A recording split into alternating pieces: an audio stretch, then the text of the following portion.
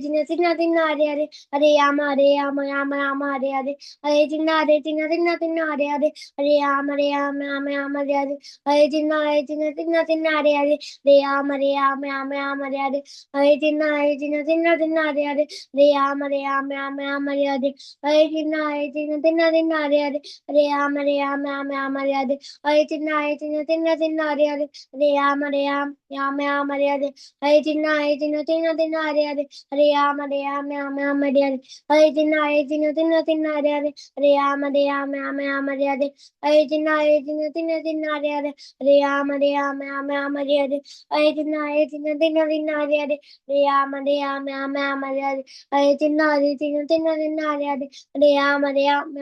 Hare tina tina tina hare Rama Rama Hare tina tina hare tina tina hare tina tina tina hare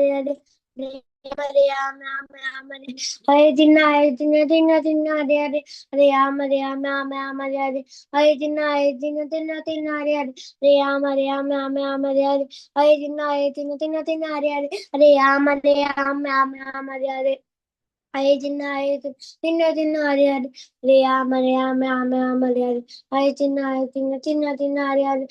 Reama reama ama ama real. I deny it. Tina deny it. Reama reama ama ama real. I deny it. Tina deny it. Reama reama ama ama real. I deny it. Tina deny it. Reama reama ama ama real. I deny it. Tina deny it. Reama reama ama ama real. I deny it. Tina deny it. Rama I deny I deny I deny I deny Rama Rama Rama Hare I deny Tina Hare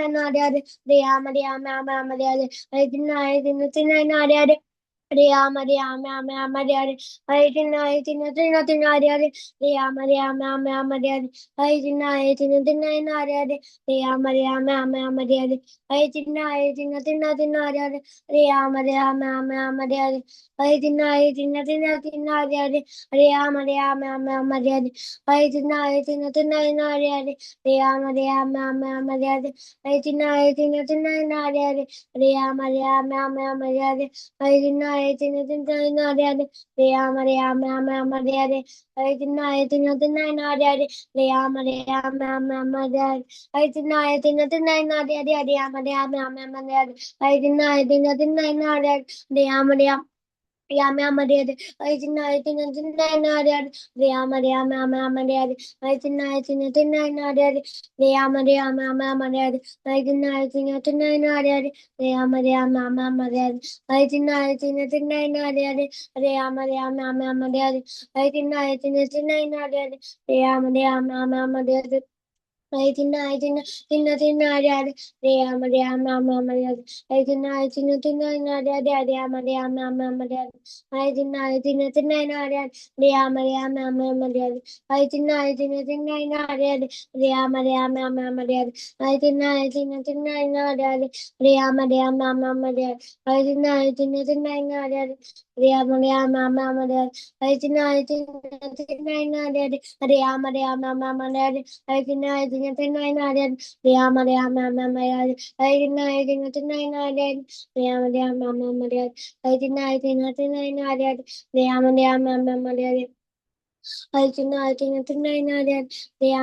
Amade, I deny the 900, the Amade, I deny the 900, the Amade, I deny the 900, the Amade, I deny the 900, the Amade, I deny Tinaynared, Riamadamamadad, I deny Tinaynared, Riamadamamadad, I deny Tinaynared, Riamadamamadad, I deny Tinaynared, Riamadamamadad, I deny Tinaynared, Riamadamamadad, I deny Tinaynared, Riamadamamadad, I deny Tinaynared, Riamadamamadad, I deny Hare Ram Ram Ram Hare Hare Krishna Hare Krishna Ram Ram Ram Hare Hare Krishna Hare Krishna Hare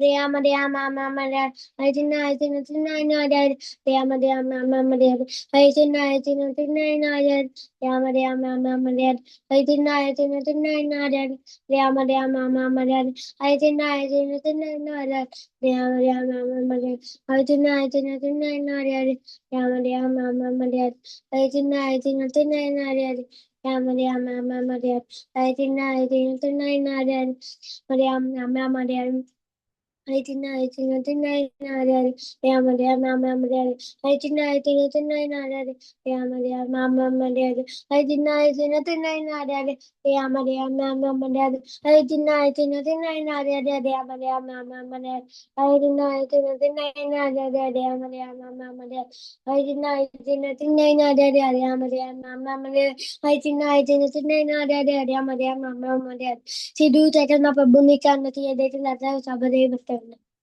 Hare Krishna everyone.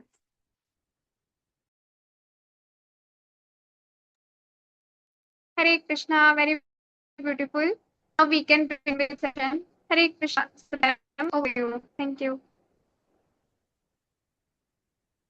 Hare Krishna everyone. तो आप सब सोच रहे होगे ना कि आज ma'am कथा पढ़ाएंगी। नहीं, आज मैम कथा नहीं पढ़ाएंगी। आज मैम काउ प्रोटेक्शन का पार्ट 2 पढ़ाएंगी। ठीक है। अभी पार्ट 1 में आपने क्या पढ़ा था काउ प्रोटेक्शन में, कि गाय क्या है गाय हमारी कितनी पूजनीय होती है ना। हाँ, उसके अंदर 33 करोड़ देवी देवता होते हैं और गाय हमें क्या देती है। गाय हमें क्या देती है, दूध देती है। और दूध से हम लोग को क्या क्या मिलता है, घी, दूध, दही, छाछ, ये सब मिलता है ना इस्तेमाल करने के लिए। आज हम आगे के बारे में पढ़ेंगे कि हमें गाय से और क्या क्या मिलता है और गाय से हमें क्या क्या बेनिफिट्स होते हैं। ओके, तो अब हम स्क्रीन शेयर करेंगे।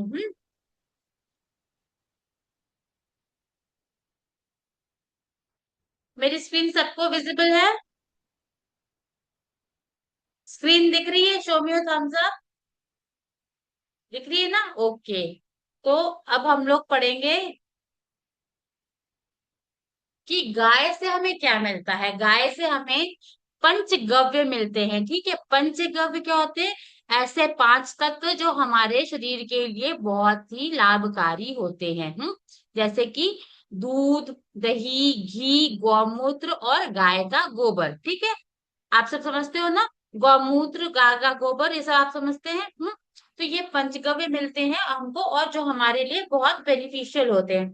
ठीक है, तो सबसे पहले हम क्या देखेंगे कि हमें गाय का दूध मिलता है।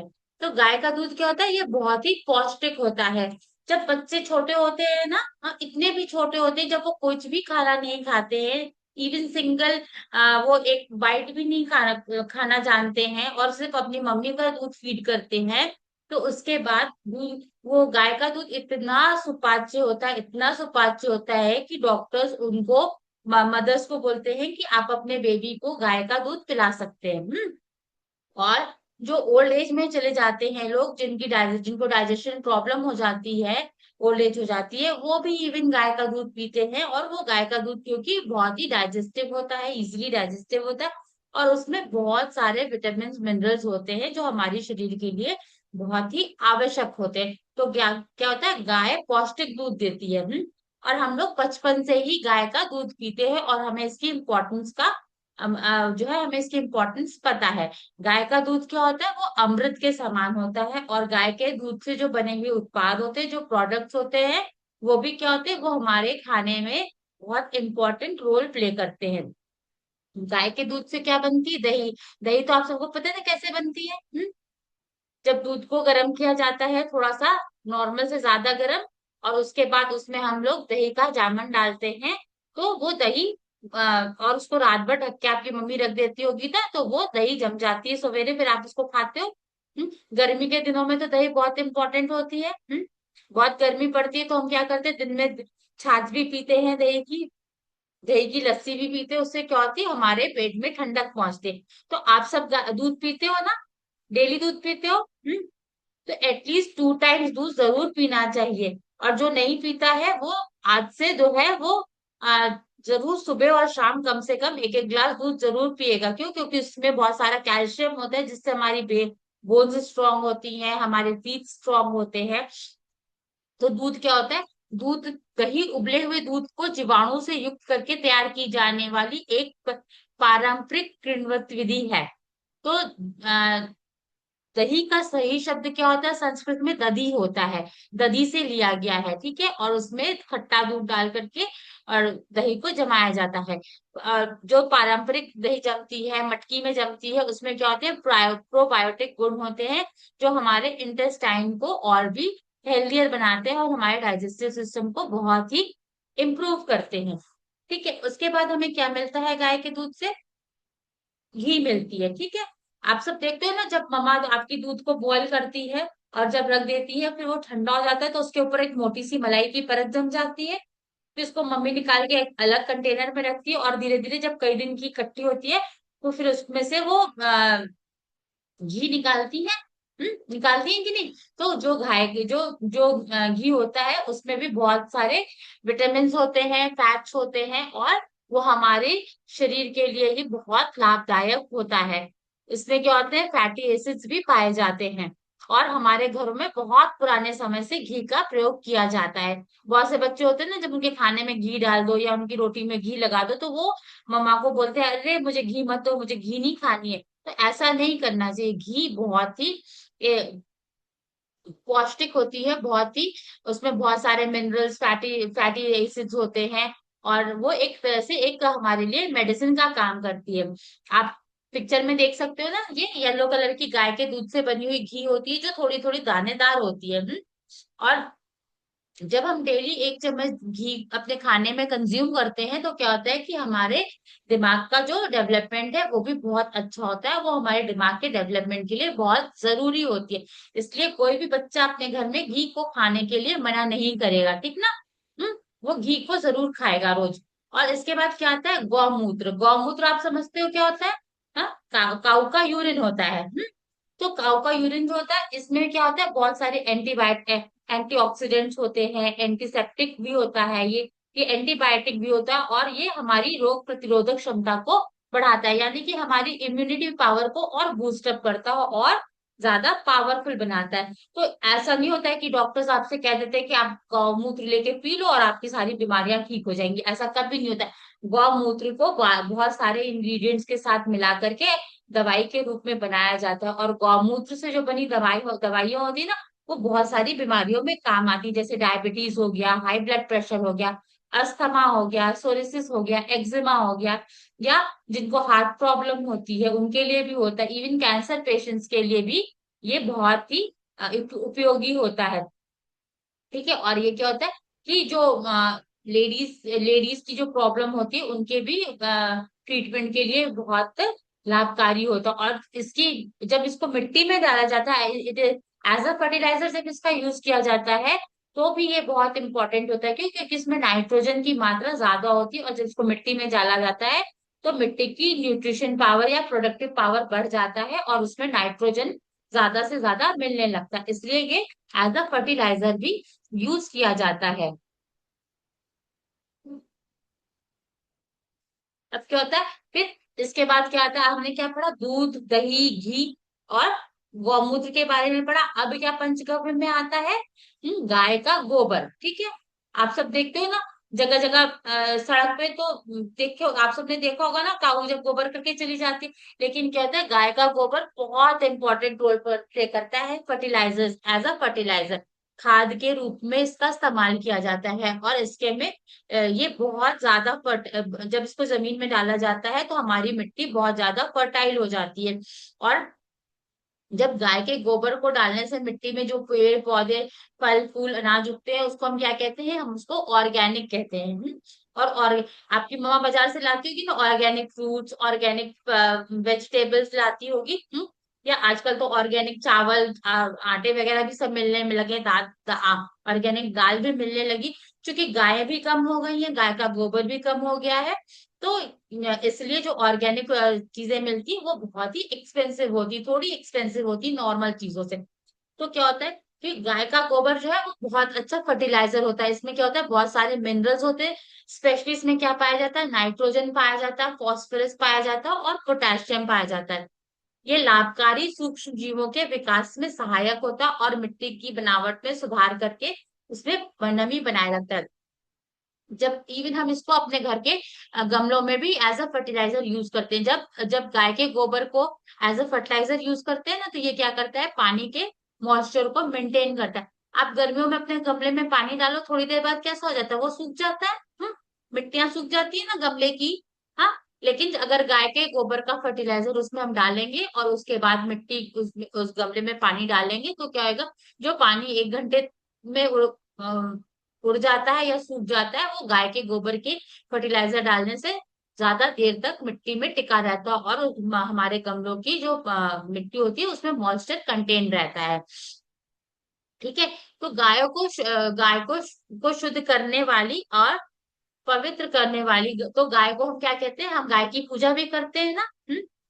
तो गाय क्या है, वो एक उसको हम बहुत ही पवित्र मानते हैं, होली मानते हैं। आपने देखा होगा ना कि जब कहीं गाय दिखती है तो लोग उसको उसको उसके माथे को सहलाते हैं या उसको प्रणाम करते हैं। हम्म गाय की सेवा की जाती है। तो गाय क्या है, वो बहुत ही पवित्र पवित्र उसको बहुत पवित्र माना जाता है, बहुत ही सेक्रेड माना जाता है, होली माना जाता है। शास्त्रों में ऋषि व्यासों ने कहा है कि गाय सभी प्रकार के पाचन में सबसे कारगर होती है। गाय के गोबर में मौजूद जीवरोधी गुण इससे एक अच्छा प्राकृतिक कीटनाशक बनते हैं। तो गाय के गोबर से आपने बताया, हमने आपको कि बहुत सारे वो एज अ फर्टिलाइजर यूज किया जाता है। और इवन गाय, आपने टीवी में देखा होगा, गाय के गोबर की राख से क्या कहते हैं, वो कहते हैं ना कि बर्तन धोने का साबुन बनाया जाता है। ठीक है। तो इससे क्या होता है, इसके इसके साबुन भी जो होते हैं वो डिसइंफेक्टेंट होते हैं। और इससे बनी हुई जो राख निकलती है उपलों को जलाने के बाद, गाय के गोबर से लोग उपले बना के रखते हैं। और जब उसको जलाने के बाद जो राख निकलती है वो भी बहुत ही हमारे लिए यूजफुल होती है।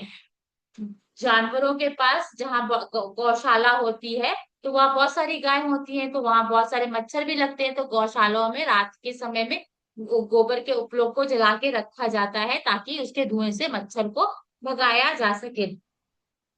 और पुराने जमाने में ना, जब लोगों के पास टूथपेस्ट नहीं हुआ करते थे, अब तो हमारे पास बहुत सारे वेराइटीज ऑफ टूथपेस्ट आते हैं ना, अपने ब्रश करने के लिए दांतों को। हम्म लेकिन पुराने जमाने में पहले के समय में इतने टूथपेस्ट नहीं होते थे, इतने इजीली अवेलेबल नहीं होते थे। तो इसकी राख से लोग अपने मसूड़ों को ब्रश करते थे और उससे क्या करते थे, अपने दांतों को भी साफ करते थे। तो वो दांत और उनके मसूड़े बहुत स्ट्रांग हो जाते थे। आप सबने देखा होगा, जब जब नवरात्रि आती है, तो आपके घर में भी मम्मी आपकी गाय के गोबर के उपलों पे कुछ घी डाल के जलाती है ना। तो उससे क्या होता है, घर का जो एनवायरनमेंट होता है वो चेंज हो जाता है, बहुत अच्छी सी खुशबू आने लगती है घर में। हम्म पूरे घर का माहौल चेंज हो जाता है, एनवायरनमेंट चेंज हो जाता है और सबके मूड इनहांस हो जाते हैं। और उसको जलाने से बहुत अच्छी खुशबू आती है, उस पे अग्यारी करके उसके धुएं को पूरे घर में मम्मा चारों तरफ दिखाती है ना। हाँ, बहुत से बच्चों के घर में ऐसा होता है नवरात्रि के समय में। फिर क्या होता है कि हम इन उत्पादों को प्रयोग कर सकते हैं। लेकिन अब ऐसा नहीं कि कहीं भी लिखा होगा कि ये गाय के पंचगव्य तत्वों से बने हुए सामान है तो हम उनको इस्तेमाल कर ले। लेकिन हम कभी भी किसी प्रोडक्ट को इस्तेमाल करने से पहले हमें उसकी ऑथेंटिसिटी को जरूर देखना चाहिए। और इसको खरीदते समय हमें देखना चाहिए कि ये जो है वो किसी ऑथेंटिक ब्रांड का ही है। तो क्या होता है, पंचगव्य से क्या बनता है, हेयर ऑयल भी बनता है, साबुन भी बनता है, शैम्पू भी बनता है, फेस वॉश भी बनता है और टूथपेस्ट भी बनता है। और क्या होता है, इवन डिश वॉश करने के लिए सोप जो बनते हैं वो भी बनते हैं पंचगव्य से। फ्लोर ये आपका फिनाइल जैसा भी बनता है उससे। और कफ सिरप भी बनते हैं। अब क्वेश्चन पे आता है कि हमें गाय को क्या खिलाना चाहिए और क्या नहीं खिलाना चाहिए। ठीक है। तो सबसे पहली बात, हमें गाय को कभी भी बासी खाना नहीं खिलाना चाहिए। आपको पता है गाय क्या होती है, गौ माता होती है ना। हम उसको हम कहते हैं ना, गांव में 33 करोड़ देवी देवताओं का वास होता है। तो क्या हम भगवान को जो बची हुई घर की चीजें होती हैं, खाना होता है, क्या हम उसको उनको वो चढ़ाते हैं? नहीं चढ़ाते हैं ना। तो ऐसे ही हमें गाय को भी कोई भी बासी खाना, पुराना खाना नहीं खिलाना चाहिए। हमेशा उनको फ्रेश चीजें खिलानी चाहिए। और उसके बाद हमें ऐसी चीजें गाय को नहीं खिलानी चाहिए जिसमें कि डिसइंफेक्टेंट का इस्तेमाल किया जाए। अच्छा, हम कहते हैं कि हम ऑर्गेनिक चीजें खाते हैं।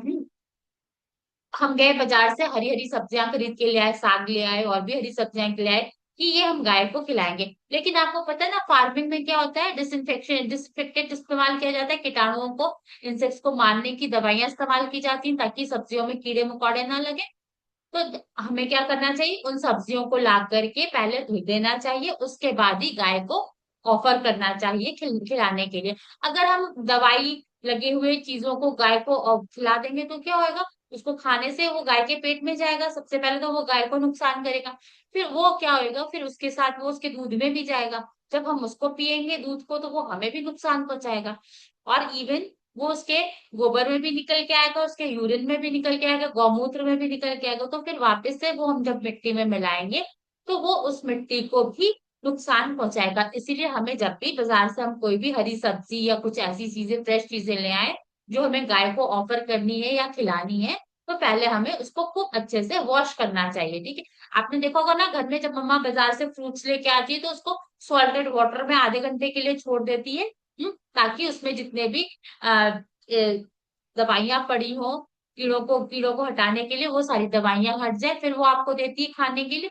तो ऐसे ही जब हम गाय को ये सब चीजें खिलाते हैं, पत्तियां, घास वगैरह, अरे पत्तियां या हरी सब्जियां खिलाते हैं, तो हमें उनको अच्छे से वॉश करने के बाद ही खिलानी चाहिए। ठीक है। अब क्या हुआ कि गाय को हम क्या नहीं खिला सकते, ठीक है। हमें गाय को चॉकलेट्स नहीं खिलानी चाहिए, क्यों? क्योंकि उसमें कैफीन होता है, वो उसको नुकसान करेगी। और क्या होता है कि हम क्या करते हैं, हम तो सोचते हैं अरे वाह, हमने तो गाय को चॉकलेट खिलाई, कितनी अच्छी बात है। लेकिन ये अच्छा नहीं है, वो गाय की सेहत के लिए नुकसानदायक होता है। हमें कभी भी प्लास्टिक के रैपर्स में लपेट के कोई भी चीजें गाय को नहीं खिलानी चाहिए। क्यों? क्योंकि गाय के पास तो चार हाथ, वो पैर होते हैं ना। आप जैसे बंदर को आपने कभी खिलाया, कुछ केला दिया हो, वो क्या करता है, पहले उसको पील ऑफ करता है तब खाता है ना। लेकिन गाय के पास तो पैर होते हैं, उसके पास हाथ तो है नहीं। तो गाय तो केले को पील करके खा नहीं सकती है, ना ही तो किसी प्लास्टिक में रखे हुए सामान को निकाल के खा सकती है। बंदरों को आपने देखा है ना, वो प्लास्टिक में अगर आप कुछ सब फेंक दो खाना, तो वो क्या करते हैं, प्लास्टिक के पैकेट को फाड़ते हैं, उसके बाद खाना खाते हैं, है ना। लेकिन गाय के पास तो हाथ होते नहीं है। तो वो क्या करती है, वो प्लास्टिक के साथ ही खा लेगी। प्लास्टिक के साथ खा लेगी तो क्या होगा, उसके इंटेस्टाइन में जाके फंस जाएगी प्लास्टिक। उसको परेशान करेगी, उसको बीमार करेगी और उसको अनहेल्दी बनाएगी। तो हमें कभी भी गाय को किसी भी प्लास्टिक में रैप की हुई चीजों को नहीं देना चाहिए। इवन हम गाय को ऐसे फल भी नहीं खिला सकते जो कि जिसमें उसके स्टोन्स जो है वो हार्ड होते होंगे। जैसे आप पिक्चर में देख सकते हो ना, एवोकाडो बना हुआ है, इसके स्टोन्स कितने हार्ड है। तो हम इनको, गाय को ऐसे फल भी नहीं खिला सकते हैं। और जैसे केला हुआ, संतरा हुआ, सेब हुआ, जब छोटे छोटे बीज होते हैं तो वो उसको च्यू करके खा सकती है। तरबूज हुआ, खरबूज हुआ, ये सब फल हम गाय को खिला सकते हैं। लेकिन जिन जिन फलों में बड़े बड़े बीज होते हैं वो फल हम उनको नहीं खिलाते हैं। उसके बाद क्या होता है कि गाय को हमें प्याज नहीं खिलानी चाहिए। गाय को हम गौ माता कहते हैं, तो हम प्याज वाले, अनियन गार्लिक वाले खाने भगवान को ऑफर नहीं करते। ठीक वैसे ही हमें गाय को भी अनियन गार्लिक वाला खाना ऑफर नहीं करना चाहिए। और गाय गाय को अपने घर का पका हुआ खाना, पके हुए भोजनों को भी ऑफर नहीं करना चाहिए। अच्छा, मान लो आप किसी गौशाला जा रहे हो, तो क्या हुआ, आपने कहा "अरे, मेरे घर तो थोड़ी सी बची हुई सब्जी है, थोड़ा सा चावल है, थोड़ी सी रोटी, मैं इसको लेके जाऊंगा, गौशाला में खिला दूंगा"। आप बताओ, आपके घर जब कोई गेस्ट आता है तो वो आपके घर अपने घर से बचे हुआ खाना ले आता है? नहीं ना। आपके लिए अच्छे अच्छे फ्रूट्स, स्वीट्स, चॉकलेट्स लेके आता है ना। आपको अच्छा लगता है। तो ठीक ऐसे ही जब आपको गौशाला जाओगे, विजिट करोगे या गाय को खिलाने के लिए जाओगे, तो आपको घर से बनी हुई फ्रेश रोटी लेके जानी चाहिए, ना कि घर में बचे हुए खाने को लेके जाना चाहिए। क्यों? क्योंकि वो गाय को नुकसान करते हैं। इसके बाद गाय को चारा खिलाने के लिए प्लास्टिक का उपयोग नहीं किया जाना चाहिए। अभी आपको बताया ना कि गाय को जब हम खाना खिलाते हैं तो उसको प्लास्टिक के पन्नी में रैप करके नहीं देते हैं। क्यों? क्योंकि वो प्लास्टिक के साथ, आप सब देख सकते हो ना इस पिक्चर में, कि वो प्लास्टिक के साथ ही खा ले रही है। वो उसको नुकसान कर रही है। हमें क्या करना चाहिए कि ऐसी ऐसी टोकरियां मिलती है मार्केट में, उनमें गाय को खाना देना चाहिए। बहुत सारी जगहों में ऐसी टोकरियां रखी होती हैं जगह जगह गाय को खाना देने के लिए। और अगर हम ऐसी टोकरियों का इंतजाम नहीं कर सकते तो हमें क्या करना चाहिए कि हमें गाय को जमीन में पेपर बिछा करके अच्छे से उसको खाना देने की कोशिश करनी चाहिए।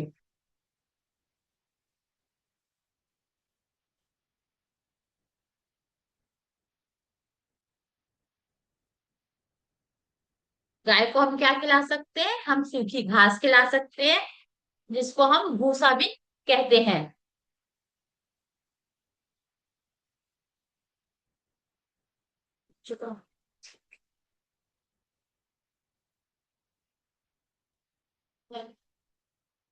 तो हम गाय को सूखी घास खिला सकते हैं, जिसको हम भूसा भी कहते हैं, और हम हरी घास खिलाते हैं जो बहुत मीठी होती है। जब आप गौशाला जाओगे तो वहां पे आपको गौशाला के जो इंचार्ज होते हैं वो आपको इस तरह की हरी हरी घास भी देते हैं गाय को खिलाने के लिए। तो हम गाय को केले, तरबूज, कद्दू, सेब, नारंग, ऑरेंज और आम, ये सारे फ्रूट्स खिला सकते हैं।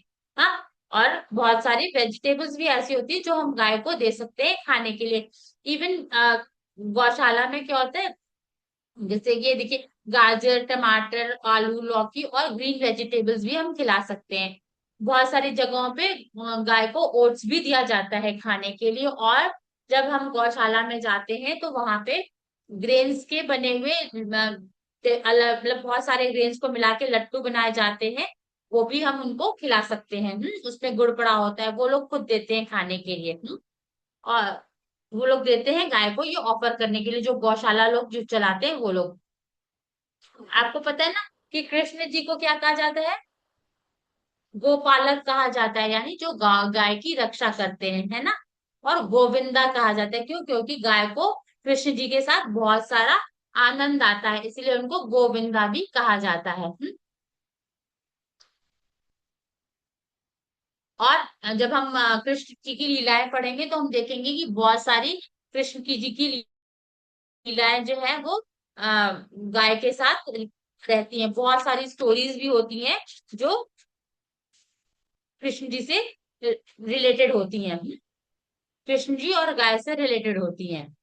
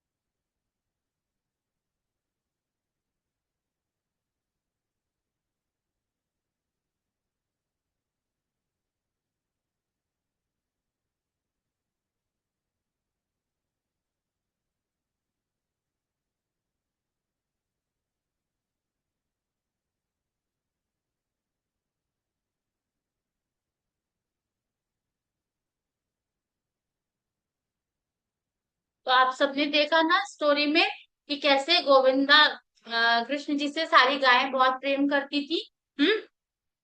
और उनकी जब वो जा रहे थे, जब वो बोले कि मैं गायों को चराने नहीं जाऊंगा जब तक मैं चप्पल नहीं पहनूंगा, जब तक मेरी सारी गायों के लिए चप्पल नहीं बन के आएंगी, स्लीपर्स बन के नहीं आएंगी। तो सोचो, हम लोग तो एक गाय नहीं पाल सकते, और नंद महाराज के पास कितनी सारी गाय थी, 30 लाख गाय थी ना। तो और जब गायों ने कृष्ण जी की बात सुनी, अपनी माँ से वो बात कर रहे थे ना कि जब तक उनके लिए स्लीपर्स नहीं आएंगी वो भी नहीं स्लीपर्स पहनेंगे, तो उन गायों को कृष्ण जी के ऊपर बहुत प्रेम आया ना। तो उन्होंने सारे रास्ते के पत्थरों को तोड़ दिया और इतना पीस डाला। और जब वो इतनी खुश थी, जब वो खुश होती है ना गाय, तो उनके दूध ऑटोमेटिकली फ्लो करने लगता है। तो जब वो दूध जाके मिट्टी में मिला, तो क्या हो गया कि वो मिट्टी बहुत सॉफ्ट हो गई, और किसी के भी पैर में वो चुभती नहीं थी। आगे आगे गाय चलती थी और पीछे पीछे कृष्ण जी उनके साथ साथ चलते थे। हम्म।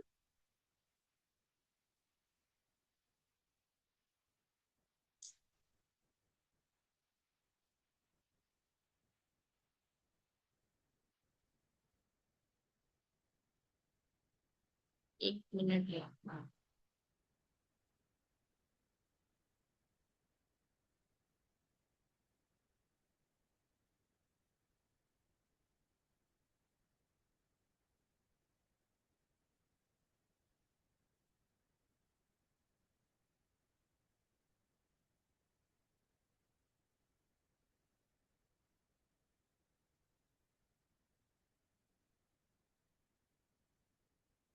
1 मिनट जरा सा बेटा।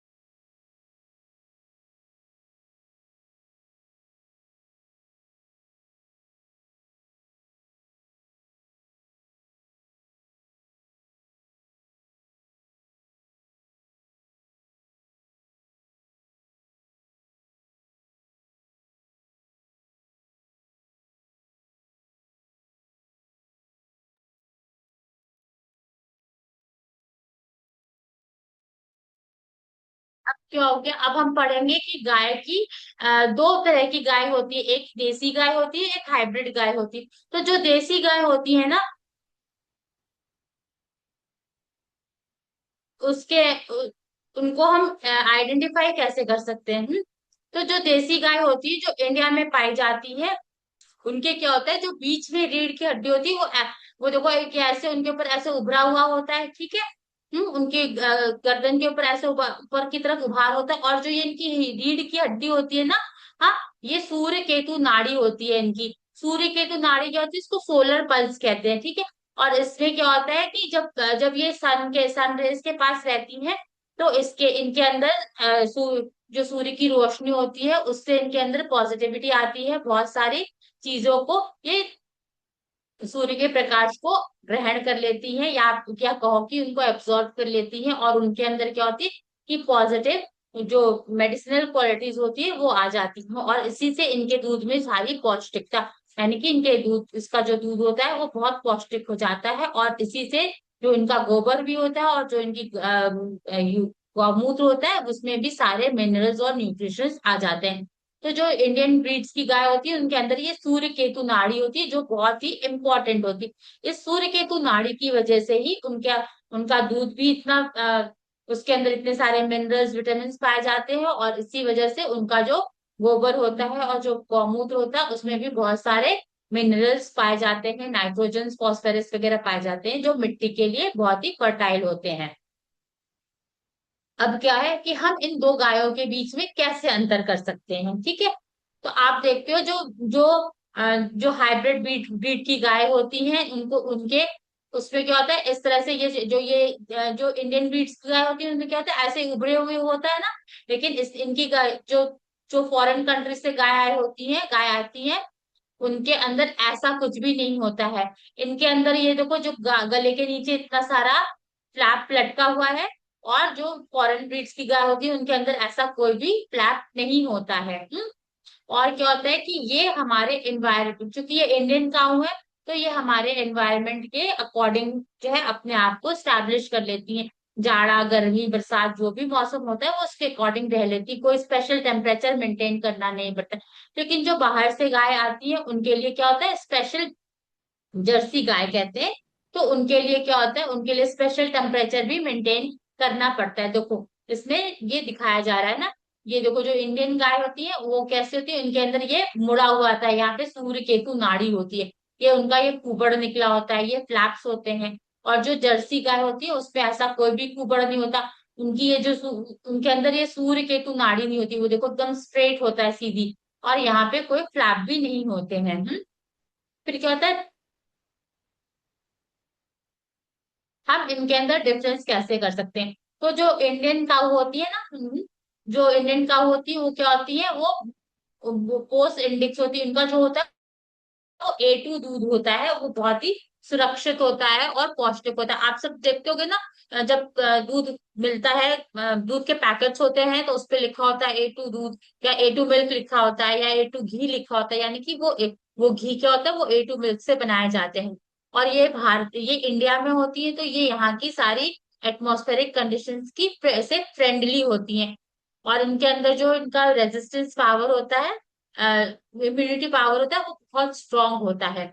और ये कम मात्रा में लेकिन बेहतर गुणवत्ता वाले दूध पैदा करती है। ये जो इंडियन काऊ होती है ये दूध तो बहुत कम देती है, लेकिन जो दूध देती है उसमें बहुत सारे मिनरल्स होते हैं, विटामिन होते हैं, और इनकी जो बहुत बेस्ट क्वालिटी का दूध देती है। और वही जो विदेश जो जर्सी गाय होती है जो फॉरेन से आती है, उनके दूध क्या होते हैं, वो A1 दूध होते हैं। इसमें क्या होता है, BCN7 होता है, जिससे अस्वास्थ्य जो हमारे हेल्थ के लिए अच्छा नहीं होता है।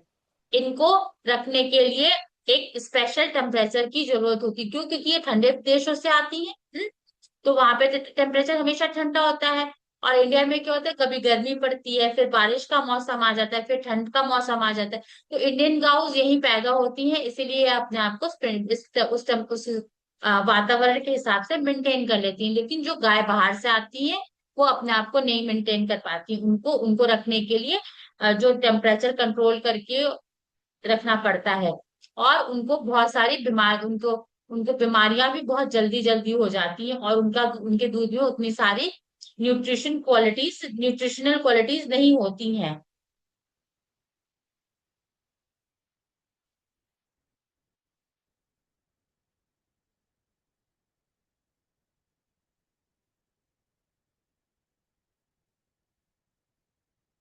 क्या होता है कि देसी गाय, इंडियन गाय का दूध कैसा होता है, वो लाइट येलो कलर का होता है।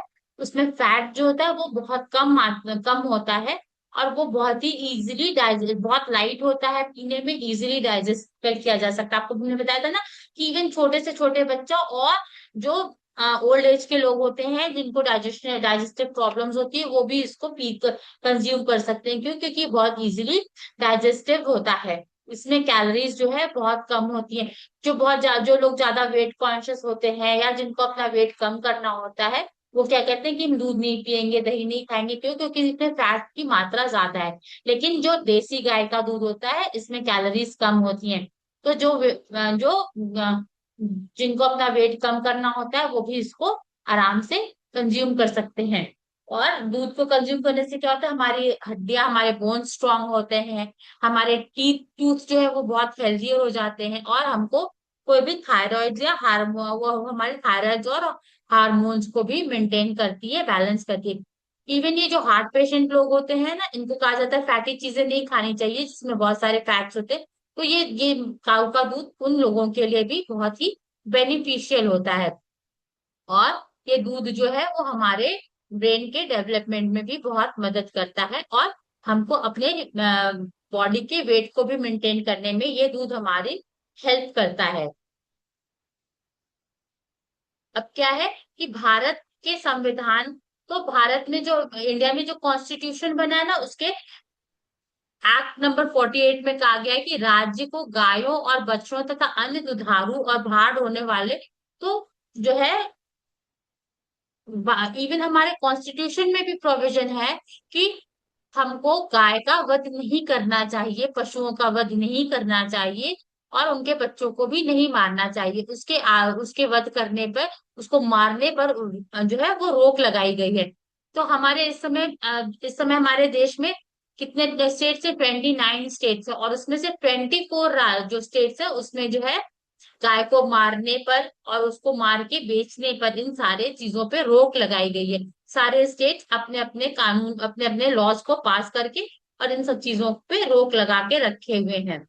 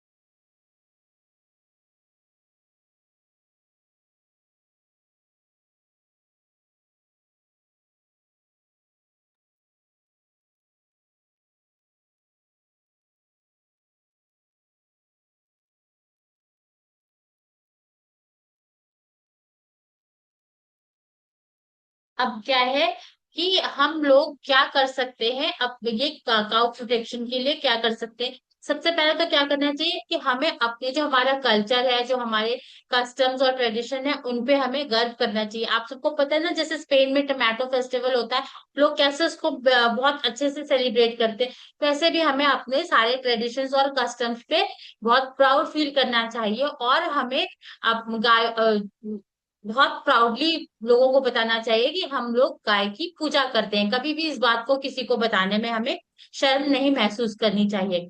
गायों के साथ हमें कुछ समय बिताना चाहिए। तो जब भी हमें टाइम मिले तो हमें अपने पेरेंट्स के साथ हमेशा जाकर के गौशाला में कुछ टाइम गायों के साथ बिताना चाहिए, उनकी सेवा करनी चाहिए, उनको अपने हाथों से फीड कराना चाहिए। हाँ, और ऐसा नहीं है कि किसी भी रोड साइड पे भी खड़े होकर के बिना किसी पेरेंट्स की हेल्प के हमें रोड साइड में भी गायों को नहीं कुछ खिलाना चाहिए, क्योंकि कभी कभी एक्सीडेंट्स भी हो जाते हैं। तो हमें हमेशा अपने पेरेंट्स के गार्जियनशिप में ये काम करना चाहिए। गायों को हमें फीड कराना चाहिए, उनको हरी पत्ती खिलानी चाहिए। जो जो बहुत सारे ग्रेन्स को मिला के लड्डू बनाए जाते हैं उनको भी खिलाना चाहिए।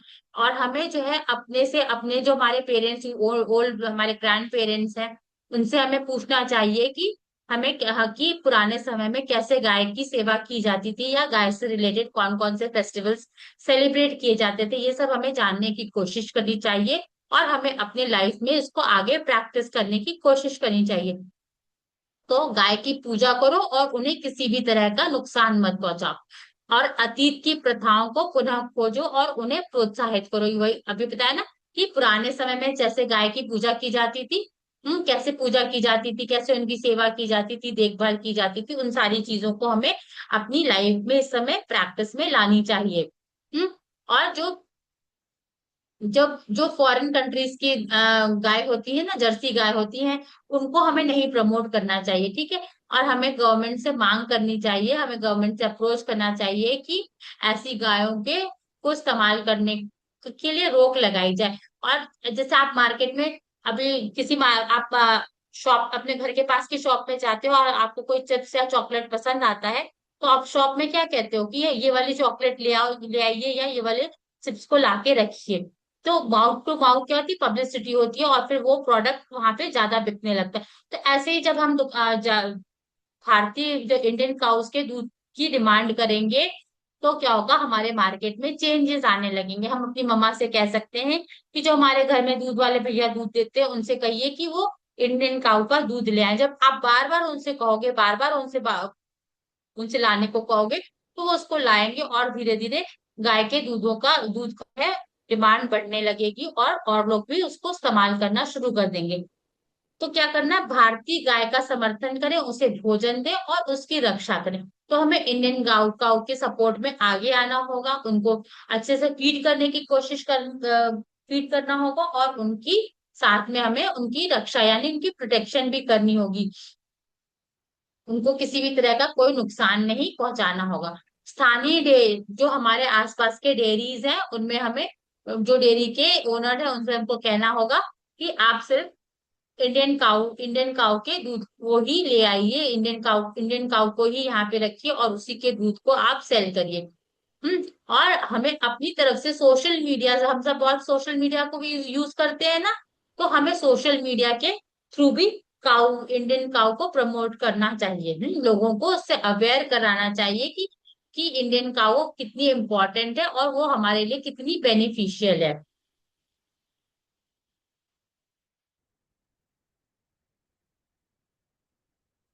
किसी को कोई डाउट है?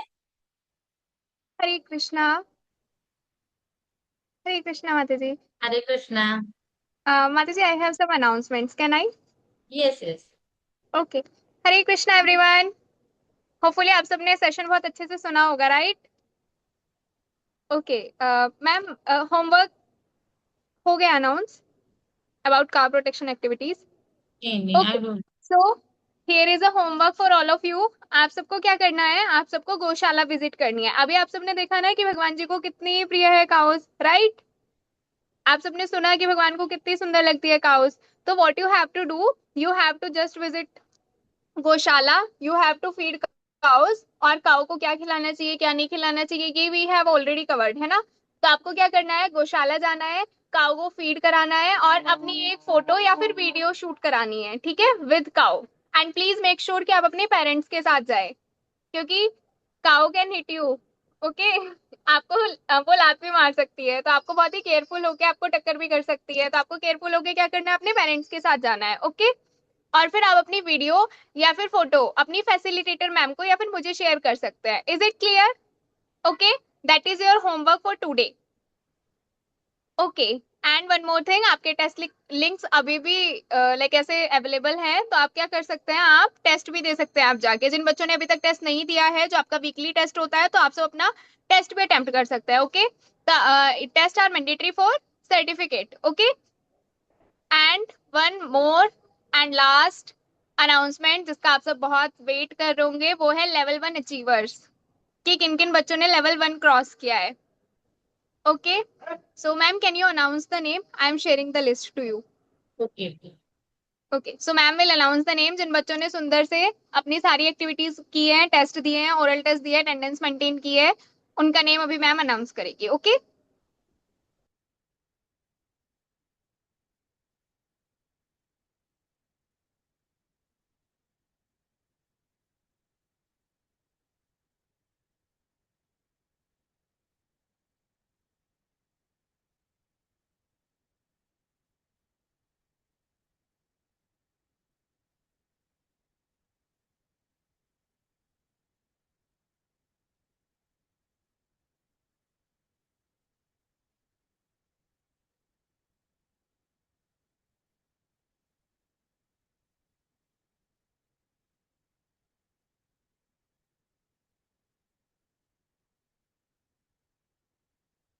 तो जिन बच्चों ने लेवल 1 क्रॉस क्लियर कर लिया है, उनका नाम है आदित्य कृष्ण सागर, आरना यदुवंशी, आरोही मुत्था, आद्या शिवम, आरोही आरोही सजवान, अक्ष, अन्या अन्य अग्नोत्री, अनाया अनाया श्रीवास्तव, अन्याश पचूरी, काव्या उपाध्याय, भाग्यवांश दक्षित गुप्ता, दिव्यांश व्यास,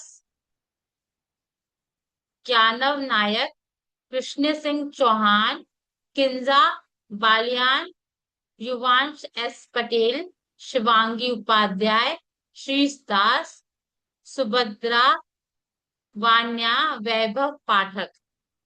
ठीक है, आपने सुना अपना अपना नाम? हाँ, सबके लिए हम क्या बोलेंगे? हरी बोल। ठीक है, आप सबको बहुत बहुत कॉन्ग्रेचुलेशंस। अब आप सब लेवल 2 के लिए क्वालिफाइड हो। आज के सेशन में किसी को कोई प्रॉब्लम है, किसी को डाउट है? हाँ, अनय अग्नोत्री।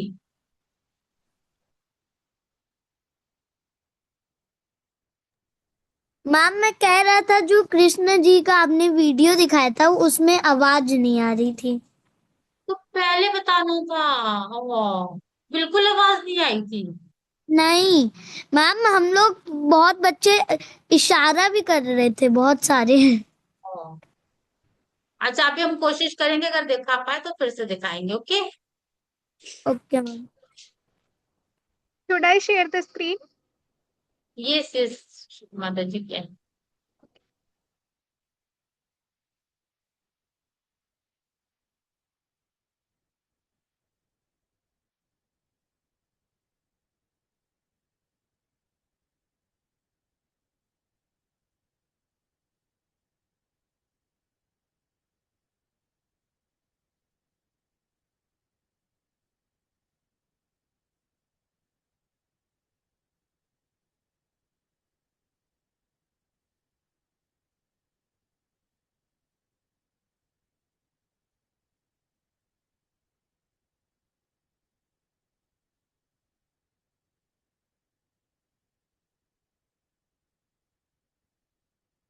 मेरी गई चप्पल नहीं पहनूंगी, नहीं पहनेगी तब तक मैं चप्पल नहीं पहनू।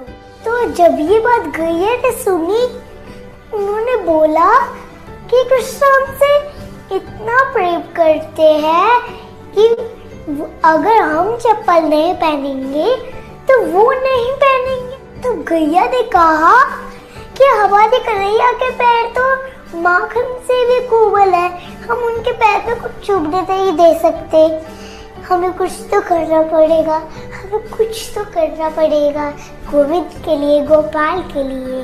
तो सारी गैया ने प्लानिंग की। आपको पता है नंद महाराज के पास कितनी गैया थी? 9 लाख गाय थी, 9 लाख गाय। तो सारी 9 लाख गाय सब जगह फैल गई, सब जगह फैल गई, क्योंकि उनको पता नहीं था ना कि कल कृष्ण उनको चराने कौन से वन में जाने वाले हैं। तो सारे गाय हर जगह जाके जंपिंग करने लगे, डांस करने लगे, सारे कंकड़ पत्थर सबको पीस के पाउडर बना दिया। अब पाउडर तो कृष्णा के पैर में चुभेगा नहीं, तो सारे गाय को बहुत प्रेम आ रहा था, तो उनके दूध जो है ना वो ऑटोमेटिकली आ रहे थे। तो फिर जो दूध नीचे गिरे तो जो पीसा हुआ मट्टी था ना वो सारा तो और नरम नरम हो गया। तो देखा फ्रेंड, काऊ कितना प्रेम करती है कृष्ण से, और कृष्णा भी काऊ से कितना प्रेम करते हैं, कितना प्रेम करते हैं कि उन्होंने अपना नाम भी गोविंद और गोपाल रख दिया। उन्होंने अपना धाम का भी नाम गोलोक रख दिया और अपने भक्तों का नाम गोपी रख दिया।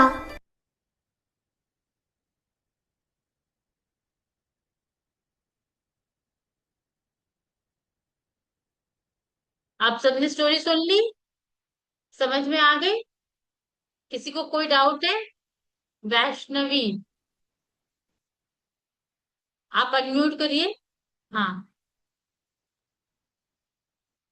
मैम मुझे ये डाउट था, देसी गाय और बाहर की गाय के दूध में फर्क क्या होता है?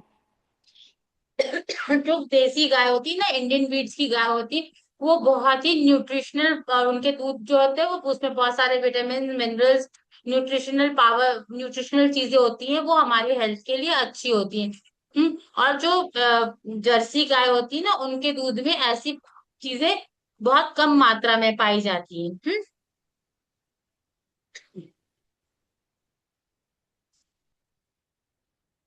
शिवांगी उपाध्याय।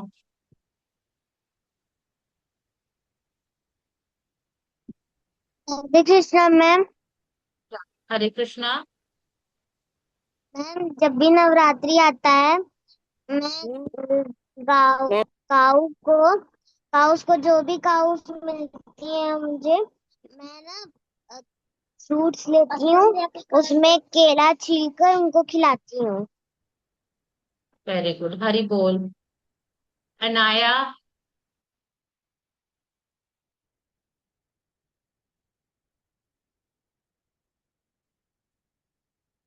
हरे आरोही। कृष्णा, हरे हरे कृष्णा माता कृष्ण। जी।